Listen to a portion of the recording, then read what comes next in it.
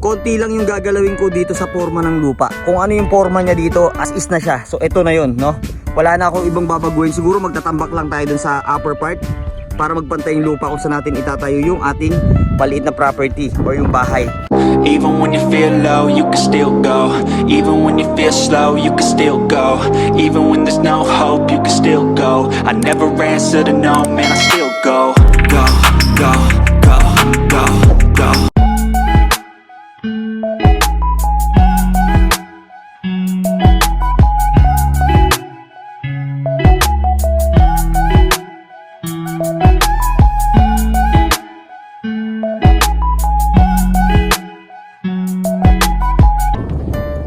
What's up sa magandang araw ulit sa inyo mga kapiskada. And for today's video guys, update ko lang kayo dito sa kaganapan sa ating farm lot dito sa may Pangasinan, na kung saan galing kasi tayo ng Bolinao, kaya dumaan na tayo dito para i-check yung last time, no, pinakita ko sa inyo yung pagbabakod ng mga kaibigan natin dito at makikita nyo, ayan. So hindi ko kasi napakita sa inyo yung actual kung natapos na ba siya or okay na ba. So ngayon guys, ito natapos na nila.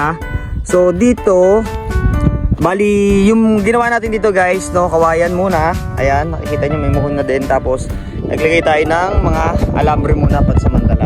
Ayan. So, 3 alambre sa ano. Paikot yan guys, hanggang dun. Tapos, paikot yan pabalik, tapos papunta dito. Ayan.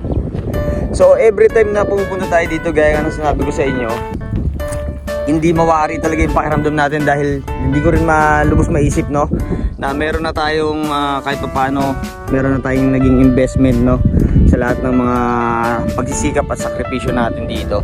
Kaya masaya ako na isinishare ko sa inyo yung mga ganitong bagay para at least, di ba, hindi para ipagyabang yung ganitong bagay pero para maka-inspire din tayo sa mga kahabi natin, no. So matagal tayong hindi nakabalik dito, siguro mga 2 to 3 weeks din rin ata. At napansin ko yung mga damo-damo ayan nagsisipag, taasa na. So next time try natin na tabas-tabasin yan. Wala kasi tayong dalang gamit ngayon. And then hindi na kasi napapasukan ng mga baka dito dahil nga hindi na sila makapasok kasi may mga alambre na. So may bakod na kasi. Kaya kumbaga dito nagtutubuan na yung mga damo dito. Ngayon, hindi ko pa rin ma-figure out kung paano yung diskarte na gagawin natin. Unang-una kasi yung pondo. Nabanggit ko nga sa inyo na maraming project tayong nakahabang dito sa ating farm lot, lalo na sa crayfish farming, dahil ito yung mismong gagawin nating main spot, no, para mag-build dito lahat ng mga facility, yung mga concrete pond, and then dun sa dulo sa baba is mud pond. Tapos meron tayong area dito na kung saan maglalagay tayo dito ng maliit na na bahay. Syempre kailangan makipag-i-stayan tayo dito sa area na to, at meron toilet, meron tubig, para every time na bibisita tayo dito is meron tayong mapag-i-stayan. Kung kailangan natin gumawa dito, maglinis-linis, meron tayong matutuluyan dito kasi medyo malayo din yung biyahe dito guys. So 5 hours din ang biyahe pagka galing tayo ng Cavite, no. Kaya para pag pumunta tayo dito is nakakapag-stay tayo dito ng matagal at magawa natin pa konti-konti yung mga na dapat nating gawin, no. So dito guys, yung nabanggit ko sa inyo pala, yung slope kasi ng lupa natin, no, kung mapapansin nyo, ito yung patag sa unang part, and then may pilapil sa baba. Ito naman yun, yung second layer. Ayan, medyo maluwag din to guys, kaya excited talaga ako dito na simulan yung pangarap natin, no. Dito yung facility, at masaya rin ako na ibahagi sa inyo yan, kasi kung hindi dahil sa inyo guys, sobrang pasasalamat ako dahil hindi magiging posible itong mga to. At syempre sa taas na palaging gumagabay sa atin para mangyari yung lahat ng to, no. Siya naman kasi yung dahilan yan eh. Yung effort at saka yung ginagawa natin, wala yan. Kumbaga parang bonus lang sa talent natin yan, pero si Lord pa rin talaga, no, yung dapat nating pasalamatan sa lahat, no. So dito, ito yung pinakababa. Ayan, kung mapapansin nyo, diba? Unang layer doon, may pilapil. Pangalawa dito, mas malalim siya. So mga nasa 2 feet yung lalim niya dito hanggang flooring. So ito, iniisip ko, it's either dito, ito yung magiging mud pond natin. Huhukaya natin tong area na to. So iniisip ko dito siguro konti lang yung gagalawin ko dito sa forma ng lupa. Kung ano yung forma niya dito, as is na siya. So ito na yun, no.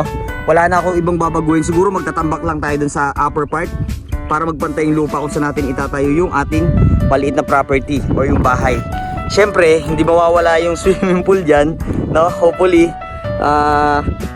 lagay tayo ng maliit na swimming pool, magtanim tayo ng mga puno. Excited na ako guys, pakita sa inyo lahat yan. Magtanim-tanim tayo ng mga fruit bearings dito, no? Na kung saan magtanim tayo ng mga prutas, lahat ng pwede nating itanim, gulay, no? Para lahat ng i-consume natin dito na rin manggagaling fresh na fresh dito sa ating farm. So, etong area na to, baba na to, malaki rin siya eh. So, ayan, kung mapapansin nyo guys, so, mula dito sa dulo, pakita ko sa inyo. Ayan, ngayon, tuyo yung lupa nila dito guys, ayan o. Halos nagkakarak El Nino ngayon. Ayan o. So, dito, mula dito sa kanto na to, kung mapapansin nyo guys, andun yung dulo. So, ayun naman yung hilera nito. Malayo siya, pagitan.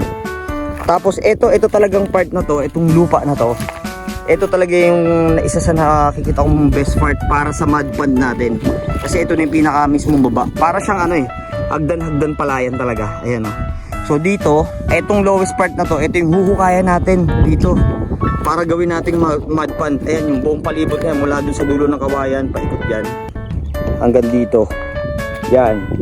Siguro around mga nasa 250 square meter yan.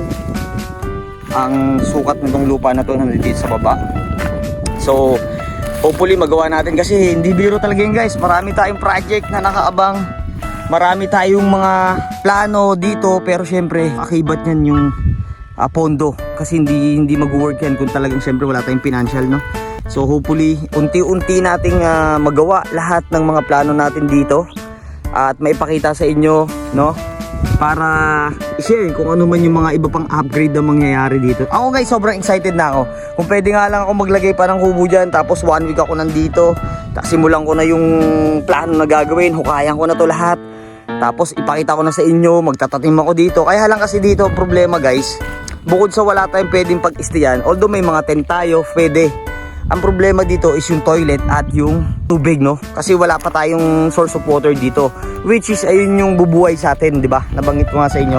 So hopefully makapagpalagay tayo ng deep well sa any part dito, no? Para yun muna yung maging source natin, magpalagay tayo ng maliit na toilet, no? Para makagalaw-galaw tayo ng kahit papano. And kita nyo, pakita ko sa inyo yung view dito guys. Ayan, no? Ngayon pala guys, ayan, nasusunog yung bundok, no? May wildfire ngayon na nangyayari. So sa part na yun. So ayan, no, makikita nyo dyan, itim na yung ano. So ang lakas na ng apoy, nakikita namin kanina pa yan. Ayan, no? So ayun lang yung nakakalungkot. Lalo kasi sobrang init dito eh. Ayan, no?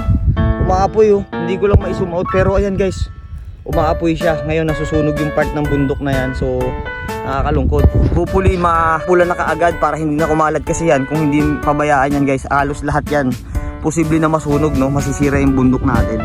So eto kasi yung dinadayo namin talaga dito, yung view na yan guys. Ayan, no? Makikita nyo yan guys. Lalo na kung nandito kayo sa actual, pag nakita nyo ng harapan yan, grabe, sobrang solid ng area na to.